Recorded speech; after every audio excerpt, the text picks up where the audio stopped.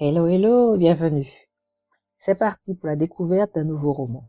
Une lady nommée Patience. Alors, c'est la suite de Une lady nommée Passion. Si vous avez une bonne mémoire, Patience est la sœur de Passion. Cette famille compte 3 filles. On a donc affaire à une trilogie, en théorie. Si vous découvrez cette saga à l'occasion de ce partage, je vous recommande vivement de regarder la première vidéo que je mettrai en lien en dessous dans la description et au-dessus dans un petit bandeau suivi d'un i. Si vous ne l'avez pas encore, courez à la librairie la plus proche ou commandez-le. Si votre choix c'est la commande, tout est dans le descriptif en dessous. Il vaut 1000 fois le détour au point qu'il explose le nombre d'étoiles en notation. Regardez la vidéo. Vous comprendrez. Donc l'histoire s'est arrêtée ou mise en pause. Passion et son lord s'apprêtent à couler des jours heureux avec leur enfant à venir. Le frère illégitime du lord venait d'apprendre sa réelle filiation. Il était sur le point de se marier, ou plutôt fiancé à une jeune fille qui aspirait à épouser quelqu'un de noble. Cette information, son illégitimité, fait la une des conversations du moment. Et on imagine que ça va bouleverser sa vie sociale, sentimentale, etc. Et quel va être le rôle de Patience dans tout ça, dans ce nouveau volume? On imagine bien Patience avec le lord déchu. Patience se dit dévouée à la musique et ne cherche pas l'amour. Comme elle, Matthew, c'est son nom, ne cherche pas l'amour, mais sait qu'il a très envie d'elle et que cette envie est réciproque. Ça se confirme. Quoi donc? Comme je l'ai dit précédemment, je crois que cette histoire a inspiré L. James, même le tome 2, j'en parle dans la vidéo précédente. Patience a été édité en 2010, bien avant vous savez qui. Je crois que Monsieur Gray est un mix des deux frères Arkmore. Bien sûr, sans trop en dire. Il est question de cravate et de foulard. Vous voyez déjà quelques similitudes avec Gray. Ce volume-là est très sexe. Beaucoup plus que le premier. Des scènes décrites avec force de détail. On a même l'impression qu'il n'y a que ça. Des vrais lapins. Serez-vous de cet avis?